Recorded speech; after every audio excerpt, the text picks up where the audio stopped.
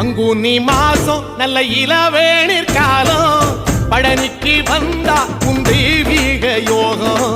பழனிக்கு வந்தா உன் தெய்வீக யோகம் உத்திர நாளில் உன் உற்சவ திருத்தேரில் சிங்காரமாக உன் அலங்காரம் கண்டே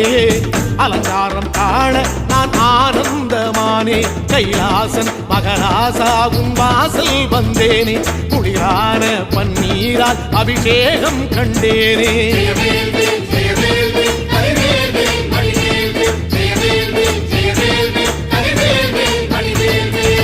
தென்பழனி தேடி உன் தென்பழனி தேடி